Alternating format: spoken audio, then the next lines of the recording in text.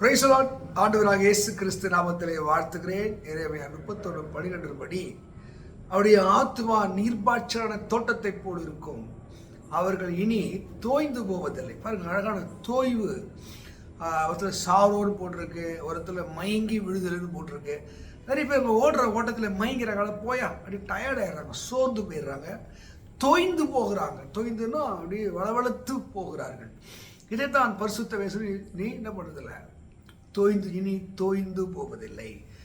நீங்கள் யாத்திராகம் 18 படிக்கும்போது மோசே காலையிலேருந்து ராத்திரி வரைக்கும் மக்களுக்கு நியாயம் விசாரிக்கிறார்.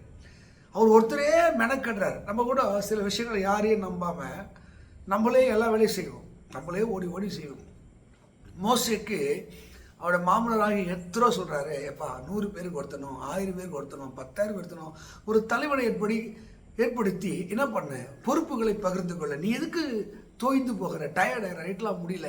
நிறைய குடும்ப விஷயமா இருந்தாலும் சார், அதாவது ஊழியமாக இருந்தாலும் சார், நம்ம தோய்ந்து போவதற்கு என்ன காரணம்?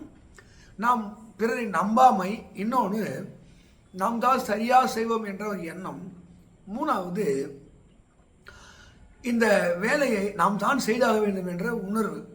எதுவாக இருந்தாலும் சில கருத்துக்களை, சில விஷயங்களை நாம் பகிர்ந்து கொள்ளும் போது நம்முடைய வேலை எளிதாகவும் நாமும் ஆரோக்கியமாக இருப்போம். ஒருவேளை நீங்கள் தோய்ந்து போயிட்டீங்க, குடும்ப பிரச்சனை நினச்சி, தொழிலை நினச்சி, நீங்கள் தான் ஓடி ஓடி, இல்லைங்க, நல்லவர்களும் இருப்பாங்க, நம்பிக்கைக்குரியவர்களும் இருப்பாங்க. நீங்கள் நம்புங்க.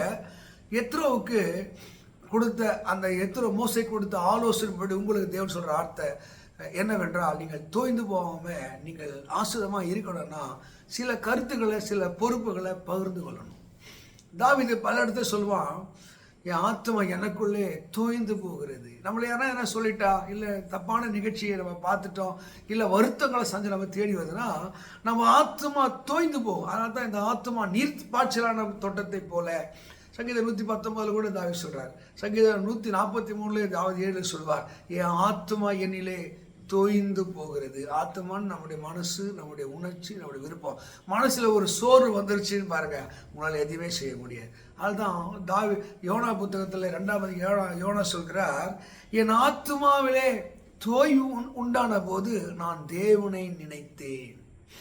அருமையானவர்களே, உங்கள் ஆத்மாவில் தோய்வா, கண்ணீரையா, நிந்தையா, உங்கள் உலக ரட்சகராக தேவனை நினைத்து கொள்ளுங்க. உங்களுக்கு தேவையான சத்துவத்தையும் பலத்தையும் தர வல்லவராக இருக்க. அவருடைய தோய்ந்து போன ஆத்மா இனி நீ தோய்ந்து போவதில்லை. என் ஆத்மா தோய்ந்து போனது, எனக்குள்ளே சோர்வு, எனக்குள்ளே பலவீனம், என்னை வேதனைப்படுத்தினது.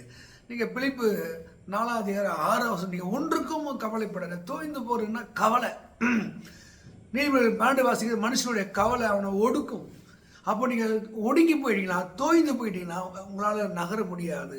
அப்போ உங்களுக்கு ஒரு புது அனுபவம் வரணும்னா நீங்கள் தேவனை நினைக்கணும்னா என்ன அர்த்தம்? நீங்கள் ஒன்றுக்கும் கவலைப்படாமல் எல்லாவற்றை குறித்து விண்ணப்பங்களோடு ஸ்தோத்திரத்தோடு நீங்கள் தேவனுக்கு அதை தெரிவிக்கணும். ஒருவேளை நீங்கள் ஜெபிக்க பழகமில்லை, ஜெபிச்சதே இல்லாத ஆளாக இருக்கலாம். நீங்கள் கண்களை மூடி நீங்கள் எந்த விஷயத்தில் தோய்ந்து போனீங்களோ, விடாய்த்து போனீங்களோ, தடுமாறி கொண்டிருக்கீங்களோ, ஆண்டவரே எனக்கு ஒரு பலத்தை தாரும். இந்த மீனின் வயிற்றில் ஒருத்தர் இருக்காங்க. மீனின் வயிற்றில் இருந்துக்கிட்டு அவன் என்ன நடக்கணும்னு தெரில. அவனுக்கு மீன் வயிற்றுக்குள்ளே ஒரு இருளிலே, ஒரு சலிவா, ஒரு எச்சில் நடுவிலே அவன் உயிர் போயிடுமா போகாது என்ற தோய்ந்து போன நிலையிலே அவன் கடவுளை நோக்கி பிரார்த்திக்க. ஒருவேளை இப்படி நெருக்கத்தின் நடுவிலே, பாடுகள் நடுவிலே, உபத்திரம் நீங்கள் தோய்ந்து போனீங்கன்னா நீங்கள் இந்த வானத்தையும் பூமியை படைத்த தேவனை நோக்கி நீங்கள் நினைங்க, ஆண்டவரே எனக்கு ஒரு அற்புதங்களை செய்யுங்க, என் கண்ணீரை மாற்றுங்க, என் சிறையிருப்பை மாற்றுங்கன்னு சொல்லி நீங்கள் விண்ணப்பம் பண்ணி பாருங்க. தோய்ந்து போன ஆத்துமாவை அவர் என்ன பண்ணாரா, பலப்படுத்துகிறவராக இருக்கிற உங்களை பலப்படுத்துவார். இனி நீங்கள் தோய்ந்து போவதில்லை. ஆண்டவர் உற்சாகத்தை தருவார், பலத்தை தருவார், மான்காலை போல மாற்றுவார்.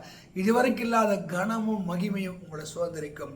அவர் எரேமியா 31:12 உங்களை ஆசிர்வதித்து உங்களை பலப்படுத்துவாராக. God bless you. God bless you.